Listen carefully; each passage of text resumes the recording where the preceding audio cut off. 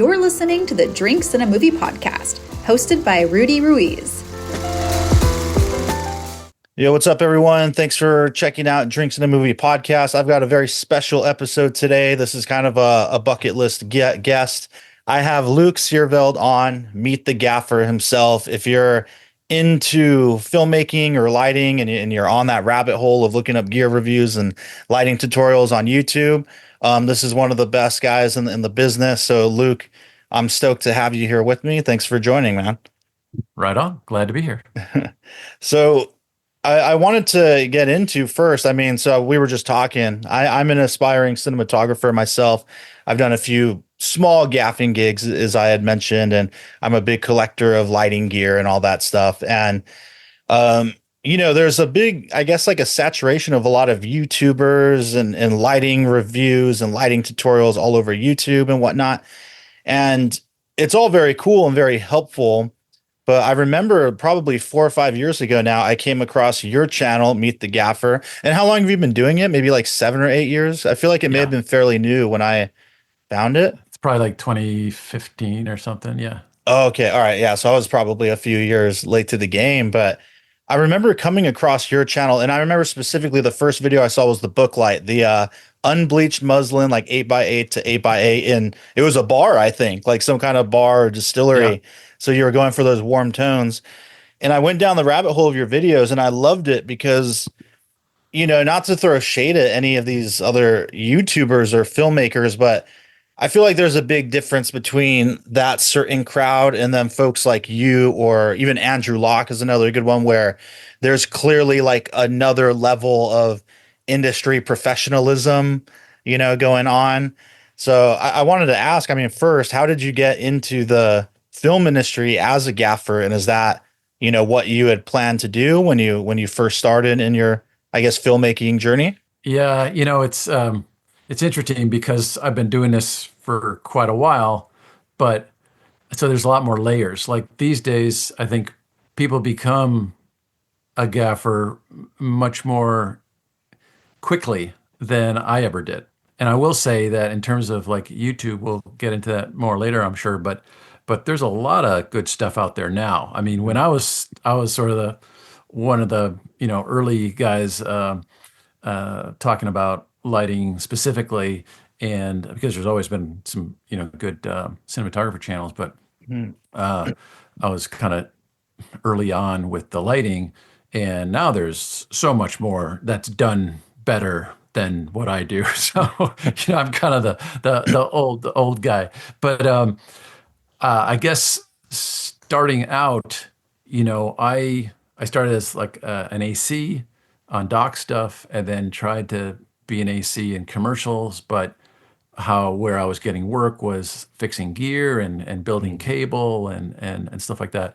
And so then I got into grip and electric, and I was doing grip and electric, both grip and electric on commercials and low budget features and movies of the week, and I liked both of them. But then I kind of found that the lighting folks were making a little bit more money because they could rent their lights, whereas the grip tended to be sort of grouped as you got all this grip gear for a lump sum. And so it's almost a lost leader, especially if you got into a van or into a truck and you were providing lighting and grip. The grip came along with the truck, so you paid a set amount for that truck, and then the lights were pay as used. So it seemed pretty obvious to me, if I wanted to make more than my day rate, and your day rate kind of caps out at a certain point, then I needed to get into gear. And for me, lighting was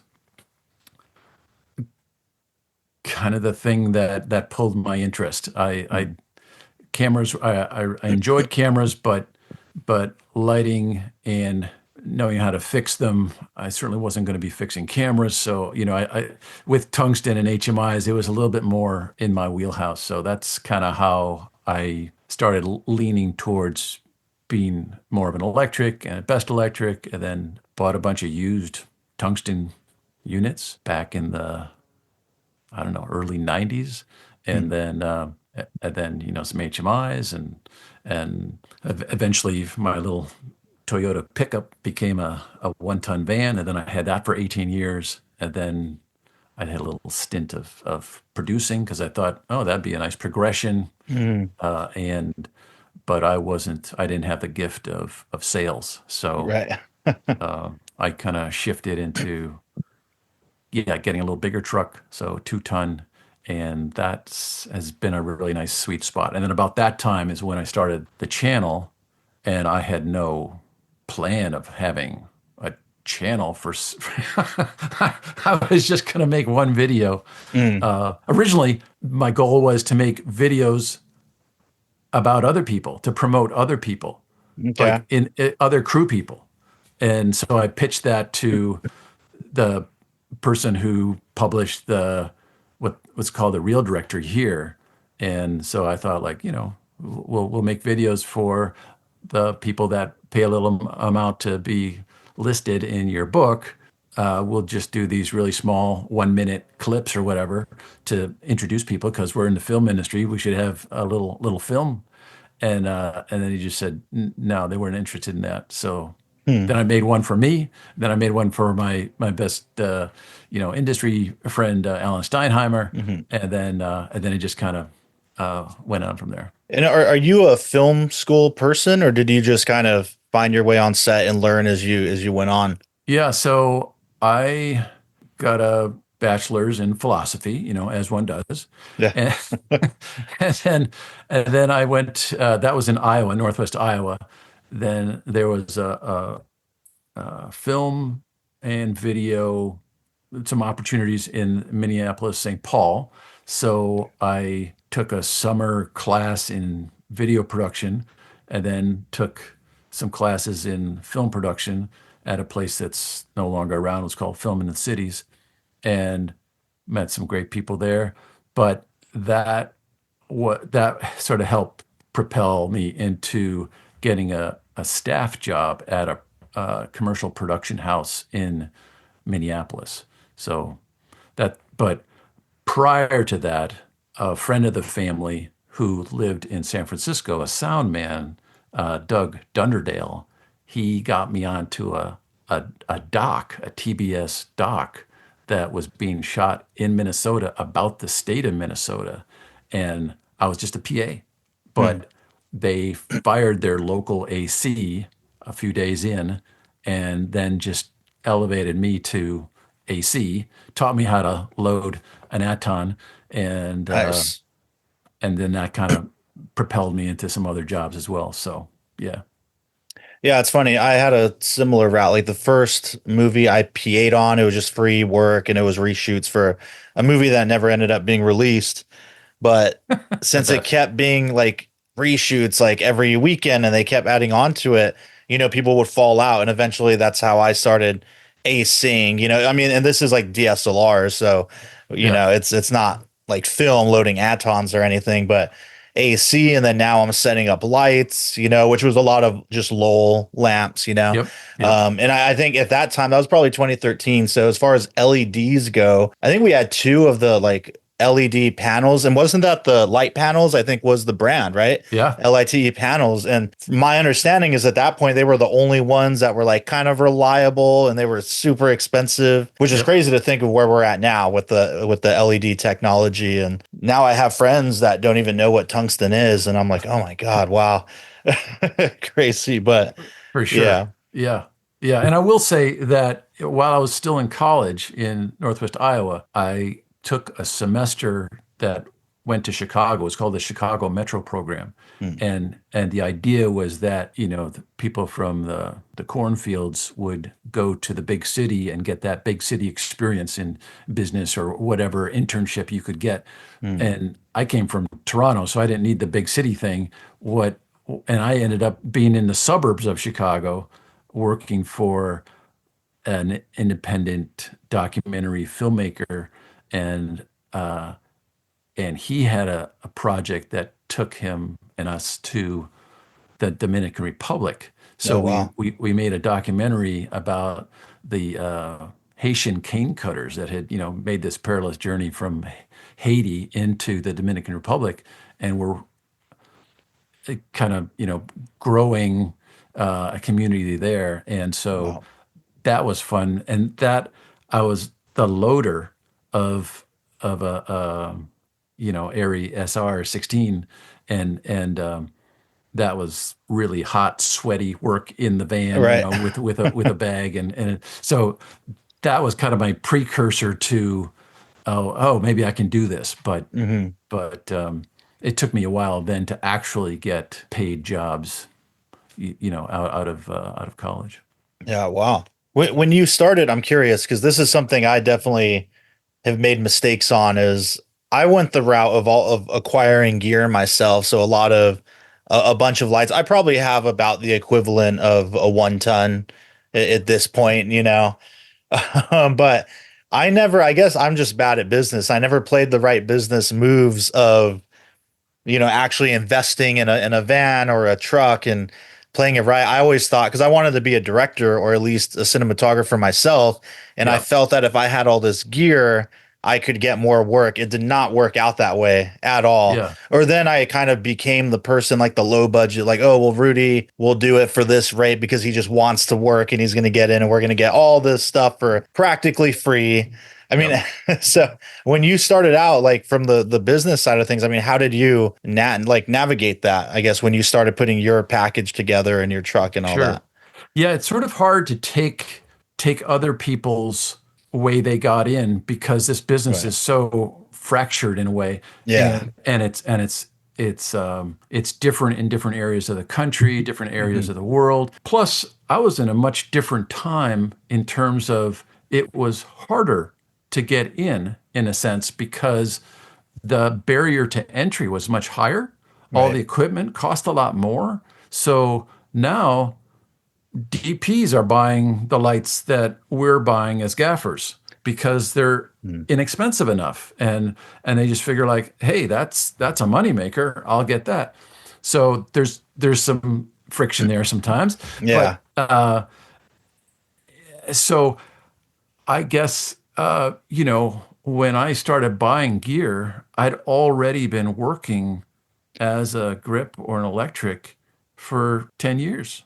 I mean, in a sense. So my progression, I hear you when you say, you're not that good of a business person. I didn't go to school for business. Right.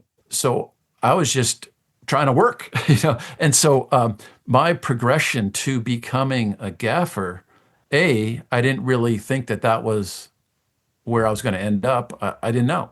I was just there to somebody wanted to hire me and give me money. That Hmm. was awesome. And so I was much more sort of slow and naive about it all. Now it seems like people are out of school, they get some work, they get a vehicle, they fill it slowly with used gear, and then they swap out the used gear for new gear, Hmm. and then their grip stuff gets a little, better quality, and all of a sudden, that they're a full-fledged gaffer, and they've had some experience, depending on where their business is. Right. If you've got too much competition and everybody has the same gear, Yeah.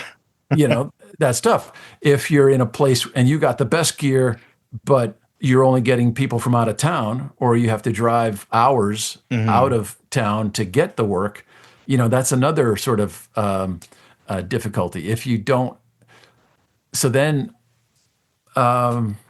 yeah, I don't know. It's a tough one, and there's no sort of one way to make it happen.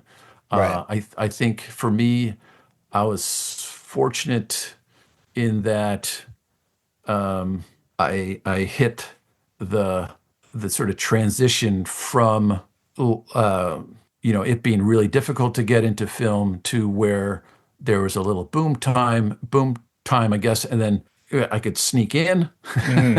and Right. yeah, I don't know. It's hard from your own perspective to figure out how that might be true in other parts of the country. Yeah. Yeah, Definitely.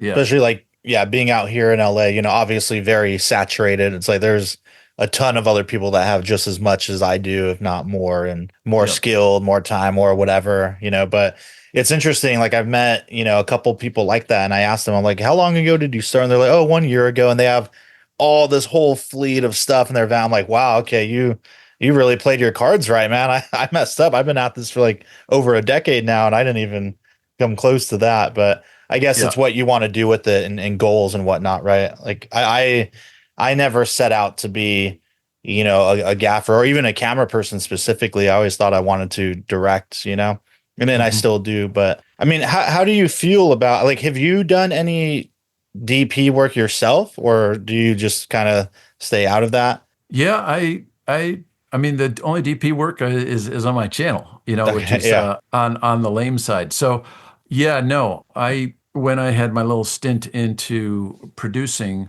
then it's sort of direct a little bit as well, and I've worked on theater kind of stuff, but as a director, but not the DP. Mm, So I just kind of always.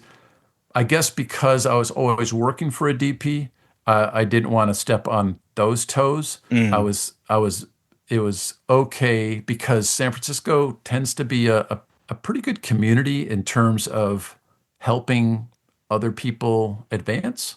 So it wasn't so much stepping on people's toes if you were a best electric one day and then you gaffed a lower end job the next day. That wasn't seen by the circle of people that I was in. That wasn't seen as competition so much. mm, It was more like, oh, good. Now we have another person that if I've got too much work, I can hand off to them. And so that's a whole nother discussion is how sort of congenial are the people in your neighborhood, so to speak. Like if you can have a couple of people. So like I did something that was normal back when I started, which was I had one vehicle, and then often people would get a second vehicle and maybe a third vehicle. mm, I just stayed with one vehicle, and then if I had a really small job, I'd have my car, and that's still true. And so because I never got a shop, I just used my house kind of, right. and I just didn't want that extra nut, and I just kept my world small. Mm, And so now it's much more normal for people to group up. So you have a couple of gaffers and they make a company, and then a couple of gaffers and they have a shop, and they have maybe a couple companies, but they all kind of help each other.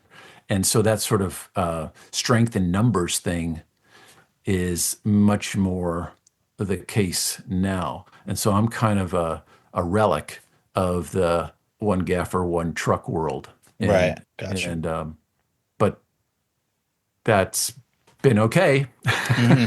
because I'm okay with the small jobs. I probably missed out on bigger jobs and bigger budgets and all that kind of stuff, but that was okay for me to have normal hours and have a life outside of work. Right. And do you do a lot of narrative work, or are you primarily more corporate documentary Yeah. style work at this point? Yeah, when I started out as a just a day player, a hammer on electric, then I would work on those larger long form projects, and even union stuff where, well, they tended to be union, but then I get pulled on for a couple days, when a big movie was in town, then I would day play on those things. So I have some experience in that, but not. I never gaffed a feature, for Mhm. instance, and and uh, and that's okay with me too. I mean, every once in a while, I think like, it'd be a nice bucket list thing, but uh, yeah, I don't feel like I missed that so much. Right.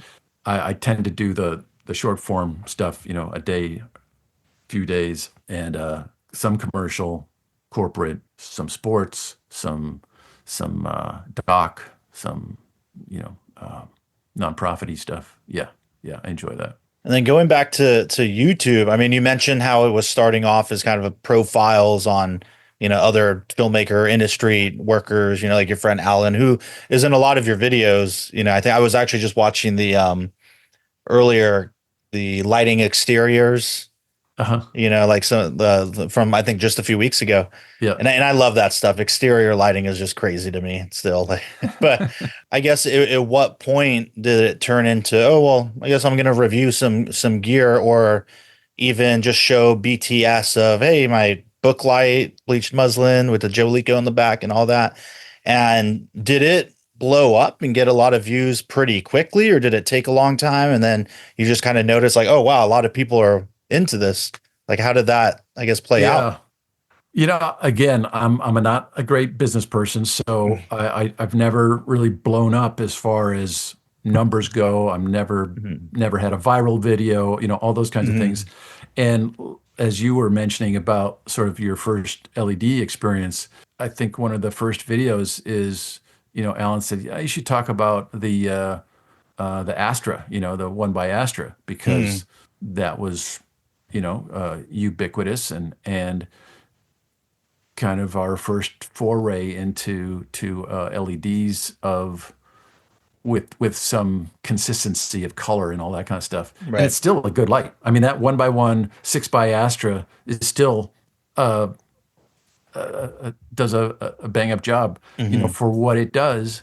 It's amazing how well it's held up against newer stuff that's come out. But so that happened pretty early on, just like, oh, we'll do, 10 of these. And then that just kind of see before that, I made a habit of taking pictures on set, BTS, Mhm. because it helped me when I was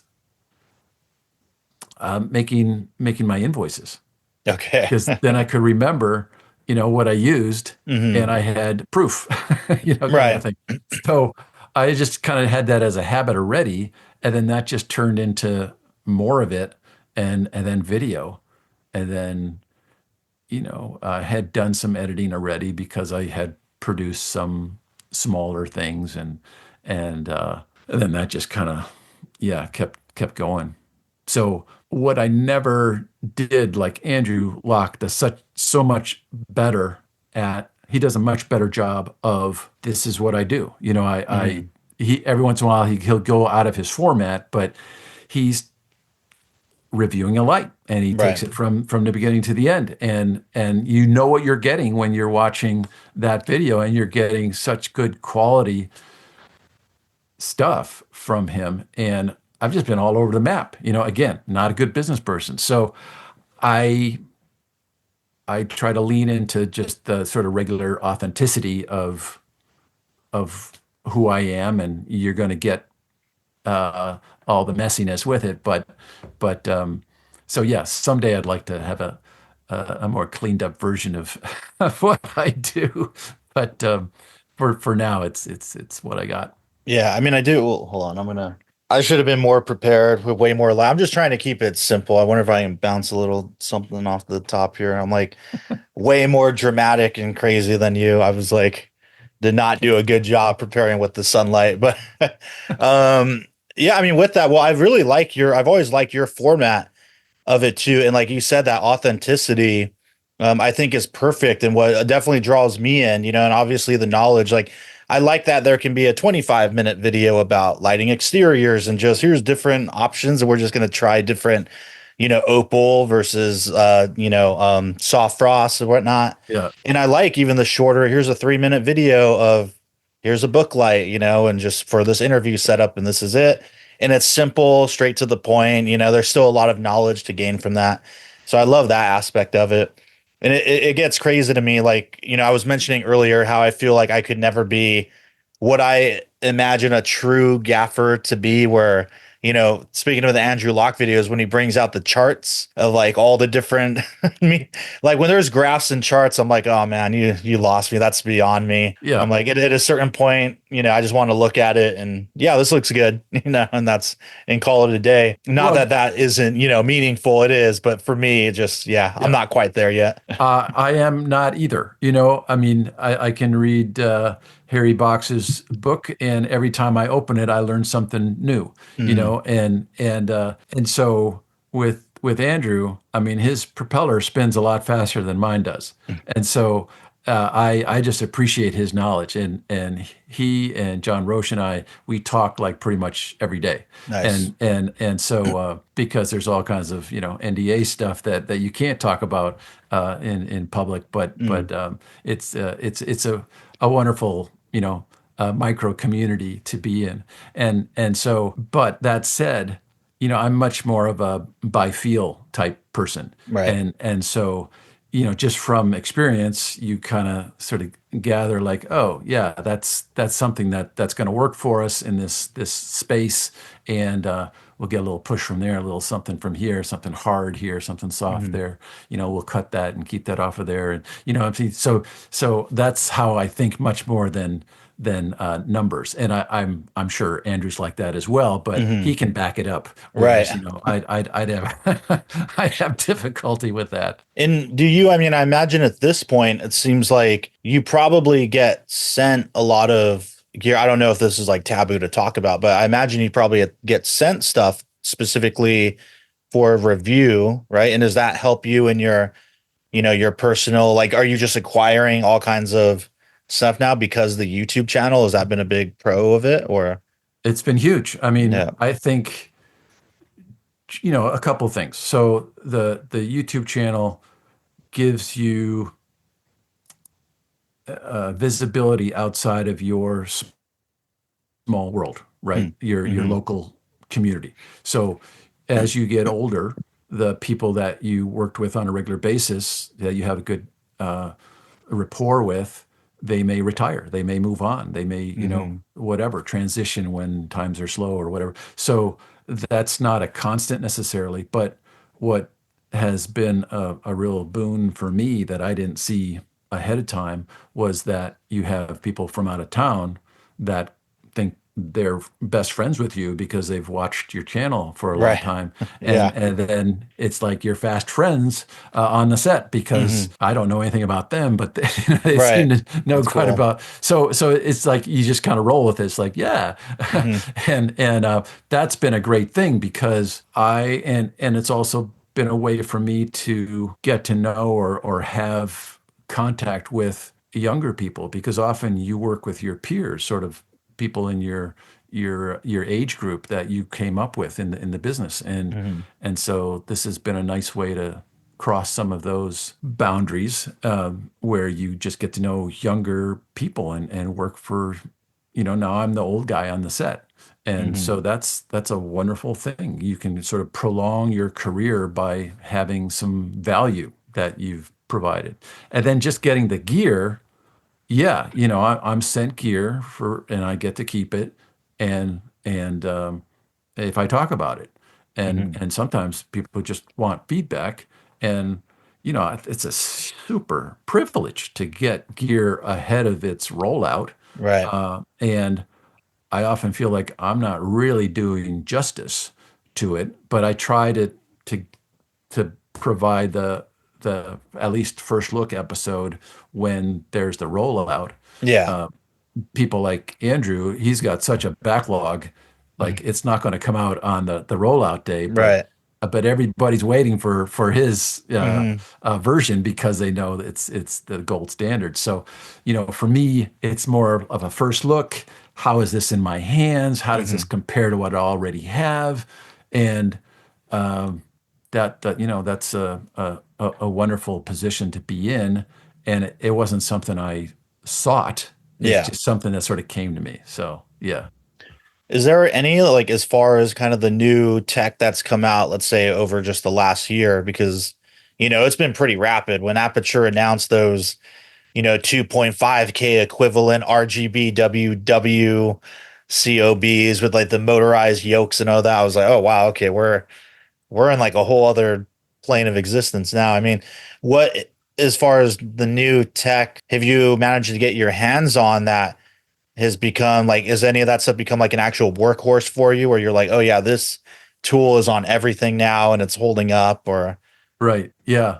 Well, I guess what I'm kind of looking for is the next stage. So like with the 1200X from Hmm. Aperture, and really before that was sort of the 900C from Evoke, Hmm. is that the idea of having a full color family of units, Hmm. and sort of in the just most recent past, from a number of manufacturers, we've had this sort of, really large output unit and a really small output unit. This, and then just kind of this sort of spotty, haphazard.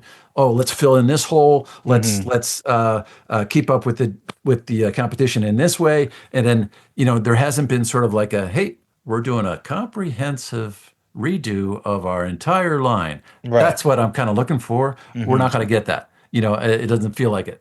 And so we're going to continue to get this sort of haphazard, low end, high end, or Hmm. low output, high output Right. unit, and that I think is great. That's Mm. kind of what I'm looking for, Yeah. because at a certain point, I'm not going to be using units. I'm not really using on a regular basis, 4K Airy PARs and 9Ks and M90s and M40s and stuff like that. So and Airy Max is that's not just not the scale of job that I'm on. Hmm.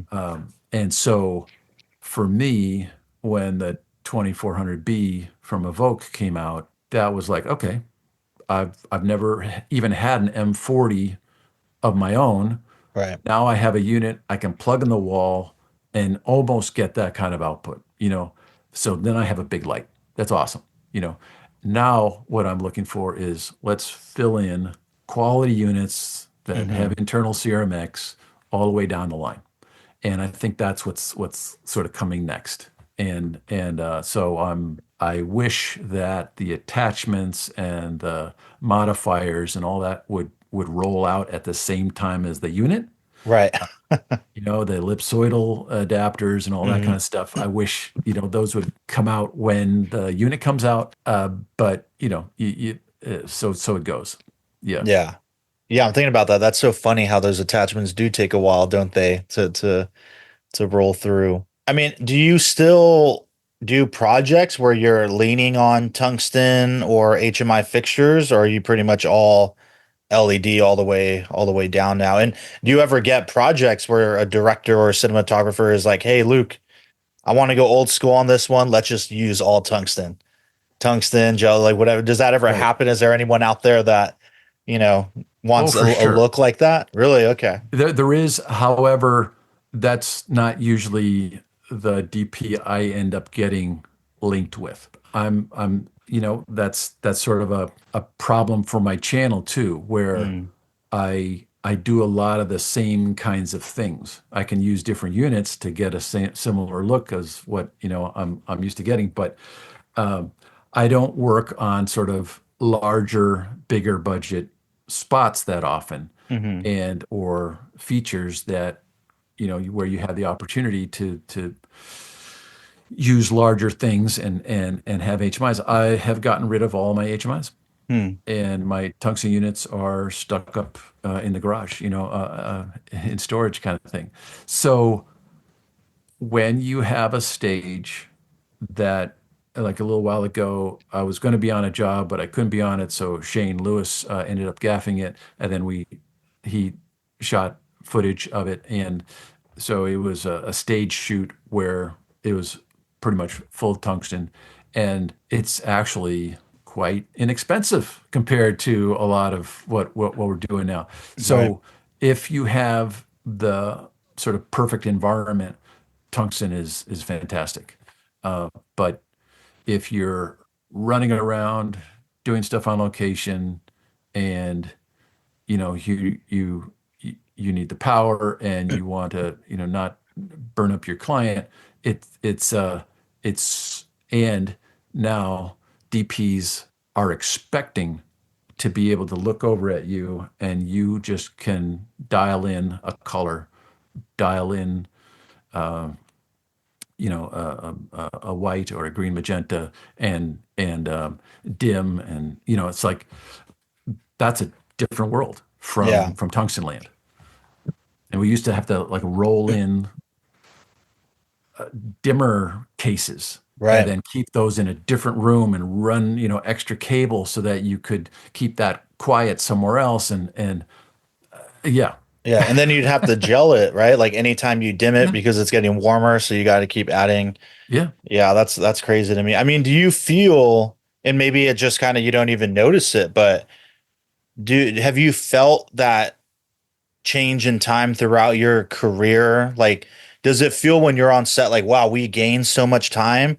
Or is the hustle and bustle and the stress and the hurry just as prevalent as it was when you did have to add scrims or add gels or you got to climb up there and move it because it's not motorized or whatever? Or, you know, is it noticeable or is it just like you said, kind of, well, now it's expected, so it feels just as stressful or yeah. whatever? I mean, the world just fills in where you've saved time. Yeah. Now you just fill that in with other capabilities, Hmm. other requests.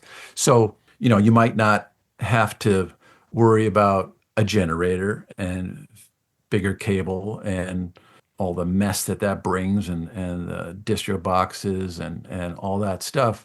You may not have to deal with that because you can just plug into the wall. But now that means you've got time for more units. You've got time to set up a wireless capability. You have time to, set up CRLS. So now you got, Right. another kind of thing going on. And or you just have time to play. You have more iterations you can create. And we're going to take some personnel away from you.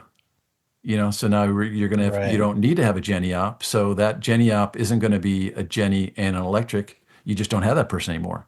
So now you're sort of losing people while you're gaining capability. Hmm. And so yeah, so that the one thing that has stayed quite similar is exteriors, because you still have all the grip gear. The grip gear hasn't changed that much. There are some new things that you can add to your grip set of equipment, but yeah, I think I used more units now than I ever did. Right.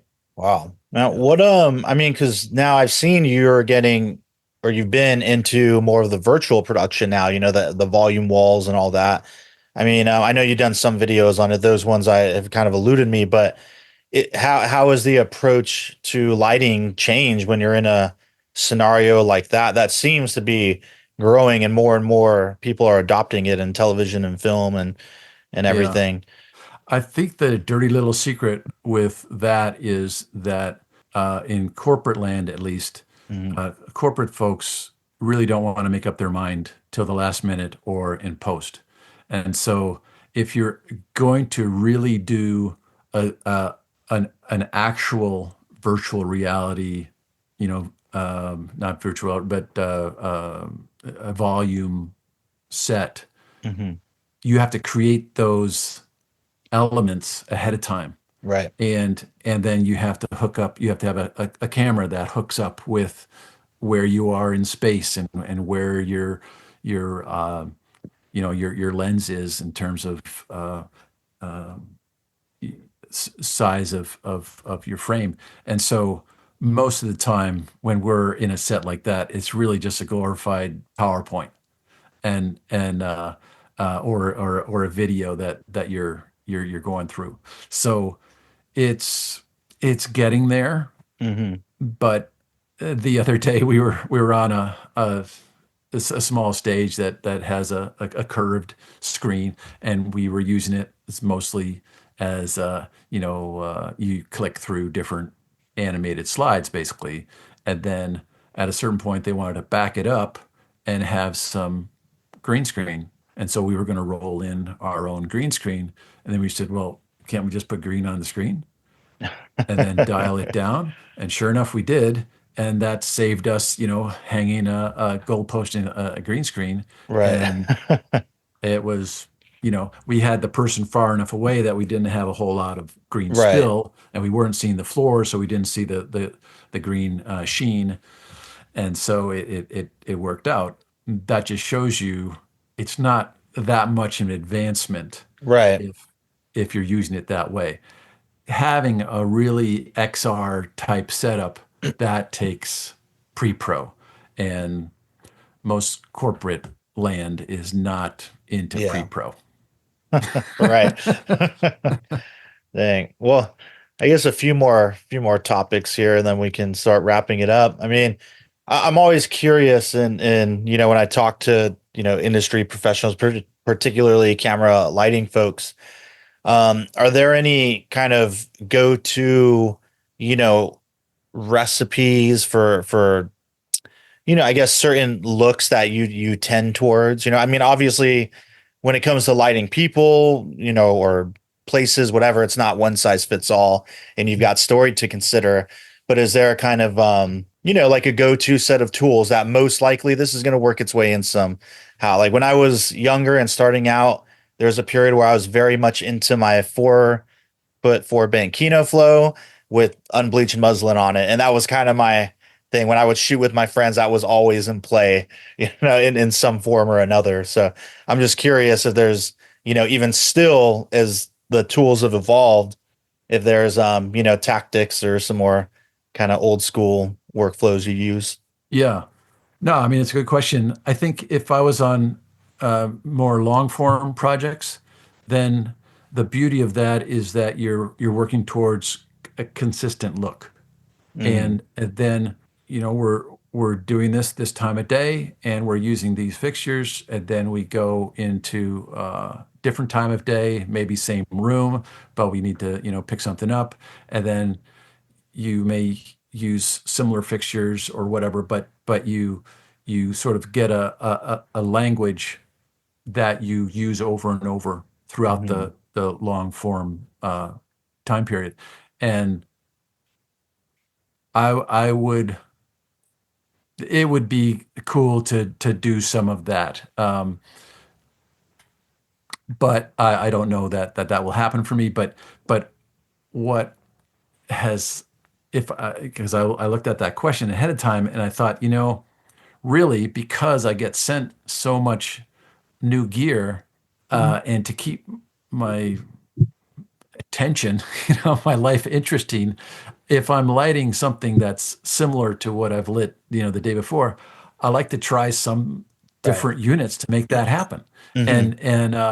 And so, and I think DPs enjoy that too. They're like, so what do you got? It's like, well, here's a new thing that just came out. It's the air glow, and let's try this. And they're like, oh, that's fun. We're gonna blow that up, Right.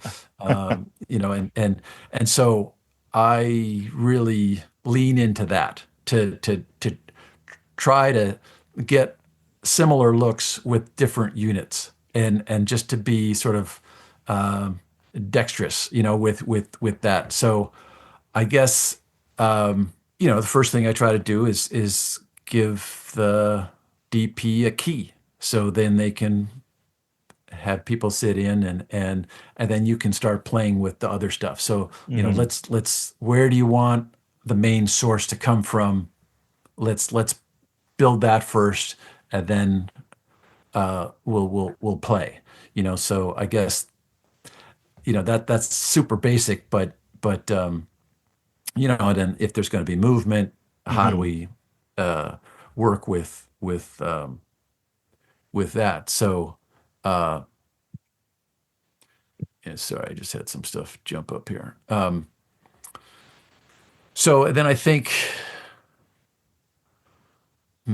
yeah, I'm not. I can't really call out Hmm. go-to units Right. at the I mean, I can at the moment, but it's just going to be sort of a point in time. Yeah. And Right. so, like right now, I enjoy the air glow. I enjoy, and I'm kind of interested in trying the bigger one because I have sort of the medium sized one right now, Hmm. and it's good for a 2x1. But sometimes I like to have a little more out of it, so I'll put a 3x3 unit like the Namlux Dyno 1200C into that. So I'd like to put that same unit in the larger, to have sort of a 6 foot face. I think Yeah. would be cool, 6x4 kind of.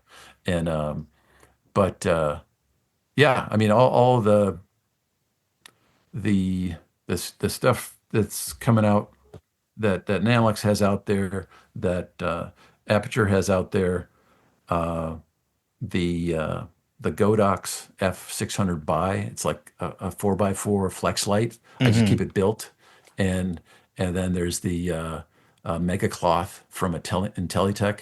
I like those two sort of sizes. I'm interested in the 2 foot by 4 foot size. I'd like to see that in a full color version, um, and because I think that would be nice to have, either to fly it or to just have them available as a more of a rectangle. Hmm. Um, and yeah, so I think the cob lights, that's just a gimme, because you can make it hard, you can make it soft, Right. and that's just great. And then as that sort of full family of units starts getting trotted out, if they can just refine the form factor and quality, Hmm. make sure there's internal Ceramics, make sure it works with blackout, all those things. This is, to me, it's like we're walking into the golden age of LEDs, Right. because they've figured out most of the color problems, and everybody's on the same page that it's got to work on a control system Hmm. that will work with multiple manufacturers, not just one manufacturer's app. And because Right. I'm going to line up seven iPhones with all the different apps, Right. or I'm just going to buy your manufacturer's product for all my lights. Like, I know people do that, but I'm not going to do that. Yeah. Right. Anyway. Because it seems like, and I guess it's like what red cameras used to be, right? Where you had to buy their media and their everything. There wasn't a lot of third party. It's like, so you get locked into that kind of ecosystem. And does it seem like all these companies are very open to opening it up, like you said, app control and all that? Or as far as There, you know, does it feel like they're all like, nope, if you're gonna buy nan light, you got to stick within the world, or some companies are more closed than others, Hmm. but they're all having to, they're being pried open, and Mm, and they're all sort of realizing that, yeah, we got to play in the same sandbox. right. And I think that's just a better way, and as our political system becomes more polarized, I think that's a wrong direction. I think we Hmm. should be working together. I think we should be more about variety, Hmm. and about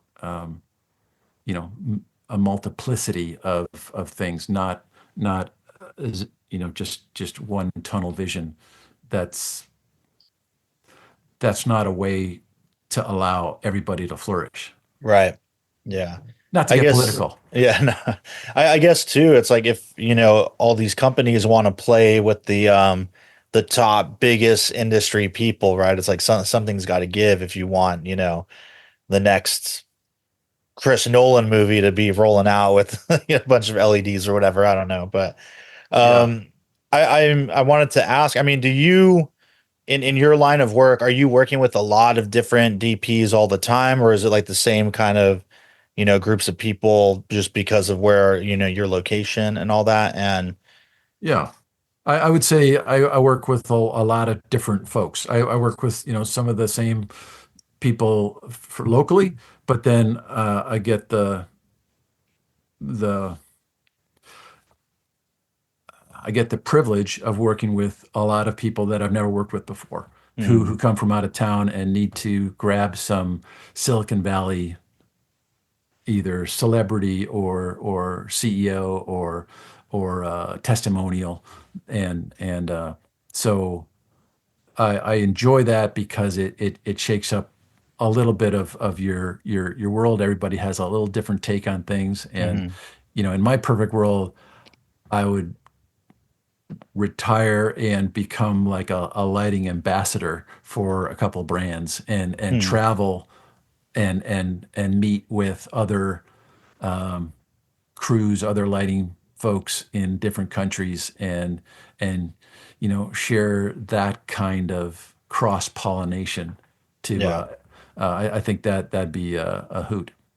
I guess that's got to happen for you at some point. I feel like it's got to. I mean, I guess probably the last question here to go along with the working with different DPs is I'm always interested, when I talk to different filmmakers, what are, I guess, the characteristics, and the traits that you appreciate and look for in a cinematographer that you're going to work with, and also with your crew.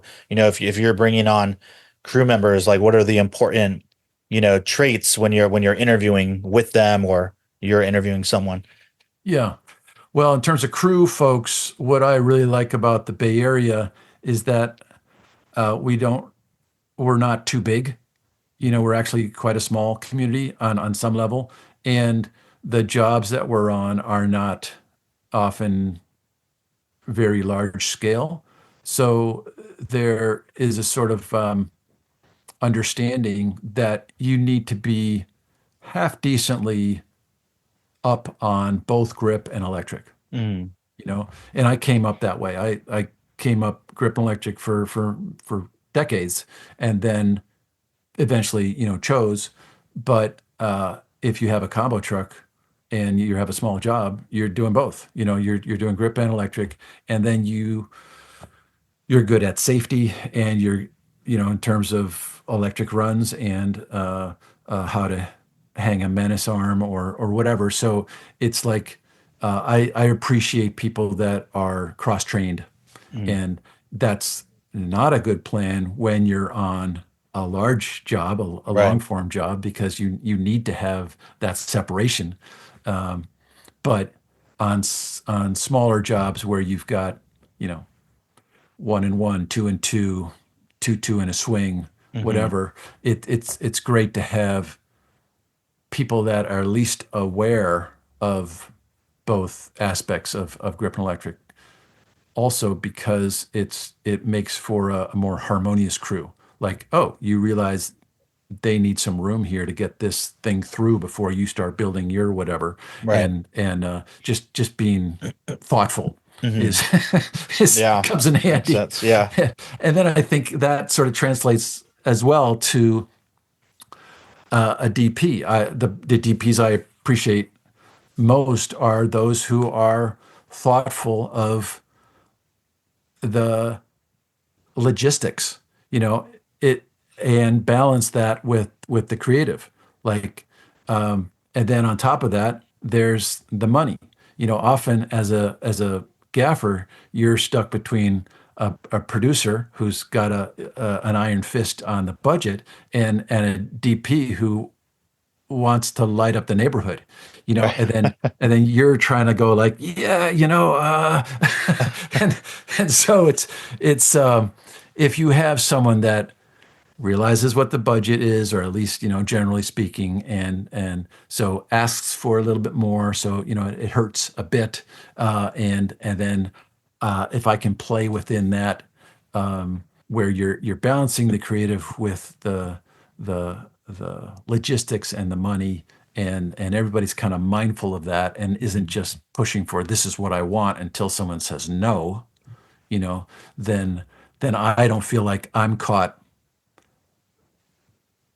being the no guy or going Right. around their back and saying, producer, can I do this or not? And Hmm. then they got to come and say, yeah, no, we can't. And then I'm the, I don't want to be the bad guy. I always want to be there in the service of the DP, give them a better day, Right. where they're not waiting on us and they feel like their desires are being lit. And yeah, it's kind of that the people that are good at juggling. I really appreciate that. The last question, I have to ask this because hopefully I'll learn something here, but if you can recall, and it's okay if not, I mean, I guess one of the toughest lighting scenarios you've been in, a big window with the bright sun and not the right units you need for some reason, or whatever the case may be, what is the toughest moment lighting wise you can recall, and how did you overcome it? That's a good question. Yeah, this is like a question you'd be asked for a Google interview or something. Yeah. And how did you overcome your worst? Yeah.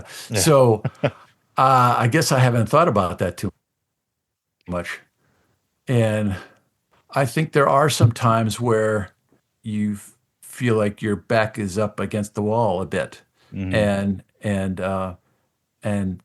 the important thing is to take a breath and let everything slow down for a minute, because often you're on set and you're trying to do things efficiently, quickly, and so that people aren't waiting on you, that you can get ahead, whatever it is, and then something will come down from on high and say, well, actually, we're going to look this way. And I know we didn't talk about that. Or they wouldn't even say that. It was like, we're looking this way now. And you're like, Mm. wait, this was not discussed. This was not even in, I don't have a big light. I don't, and so Right. then instead of like going like, no, it's like you're always in a yes and situation, right? You're always Hmm. like, okay, sure. Yeah. Uh, would it be okay? What if, could this work? And sometimes you're working with people who forget that some of the, what do you call it? The change, The turnaround kind no, of the. sometimes you're like, so I remember a situation where I was freaked out because I didn't have the lighting units to give Hmm. us the output that I was being asked to provide. Hmm. But when I slowed down, took a minute, and realized that they had a whole lot more to give on the lens and on the ISO and on the, it's like, Hmm. wait, this isn't that difficult. Could we try? And so, not to give away,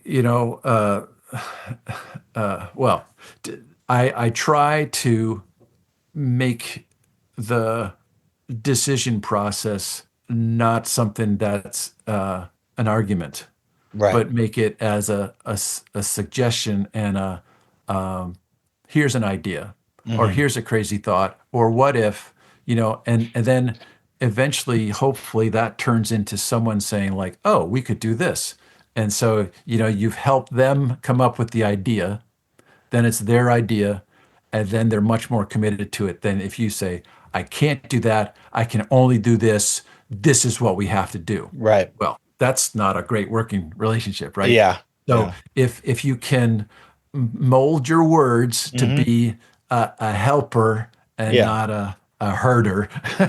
you know, Solution yeah, oriented. Yeah. yeah. But it's it's not everybody's go-to way. Right.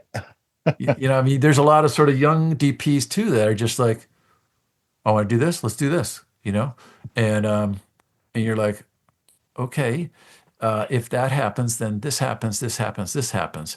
And they're like, oh, well, I don't like that. It's like, okay, Yeah. well, let's work that through, Right. and Yeah. sometimes, you know, with that experience, you sort of you have to soften some of those rough edges, but delicately, so that everybody feels like they can go along with the new plan, the Right. slight shift, the Yeah. the little pivot. Dang. Makes sense. All right. Yeah. Yeah, that's great. Nah, solving problems is a big part of the gig for sure, and that's something that is pretty enjoyable, actually, especially when you figure it out.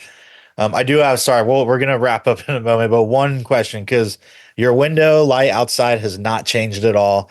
I'm in here being in like a very dramatic movie, and I forgot to turn off the LED Christmas lights that are flickering. So Yeah, I'm yeah. sure there's folks out there that are like, wow, aspiring cinematographer, huh? Figure it out, but whatever. But so do you have like a light? Is that some kind of light panel in that No, I've window got right there? nothing. That's just outside, and that's I happen to be shooting on just my laptop. So Hmm. it's just my laptop automatic iris, and it's holding this, and then I'm getting a little bit more lit. Hmm. So but I have an Elgato video light that's just adding to. It's almost dark outside, Okay. so Yeah. I have a little bit of bounce from an Elgato that's in the back here. That's giving me a little something here, and I think the iris is just keeping this at the same Like exposure. exposure Yeah. without us knowing it, and so there might be a little more grain in the image. But Hmm. this is just a regular Mac laptop. Yeah. Wow. I was just like, how come that light's not like, I'm looking at a window right here and it's definitely darker. I'm Yeah, like, yeah. but oh man, it's like, I thought you had one of those custom made, like some kind of light window No, with the fake background screen or no, something. that's nothing Oh, that's cool. magic. And because I've lost this light, I don't have a stronger light here anymore. At the beginning of the interview, it would Right. probably had more source from here. I'm Hmm. just getting the flat light from the front. So that I got lucky. Yeah. Wow. Awesome. Well, dang, Luke, I mean, anything you want to plug or share with us that's coming new on your channel? Anything you want to throw out before we cut the roll here? No, I'm looking forward to a trip to China in the new Nice. year, Hmm. and so there might be some interesting stuff there. But yeah, I think I think it's going to be an exciting year, 2025. I mean, politically, it's going to be just something wacko, Hmm. but I think in terms of gear coming out, I look forward to sort of filling that full color family of Yeah. units that that have all the pro elements we want and are not total budget busters for folks with smaller budgets. Yeah. Dang, right on. All right. Well, thanks a lot, man, for coming on and just, chatting about your work, your channel and all that good stuff with Well, me. I just want to encourage you, in what you do, and the fact that you're editing by day and shooting by night, so to speak. Just hope those things that you keep on it, because your desire to do it will eventually, turn into good stuff. So yeah, I hope things continue on in that area for you. Yeah. Thanks a lot, man. Appreciate it. All right. Right That's a on. wrap on this one. Yeah. Cheers. Okay. Thank you for listening to the Drinks in a Movie podcast. You can now find us on Instagram at Drinks in a Movie Pod, where we'll be posting photos from all the various films that we discuss. You can also email us at drinksinamoviepod@gmail.com. Please rate, review, and subscribe, and thank you for listening.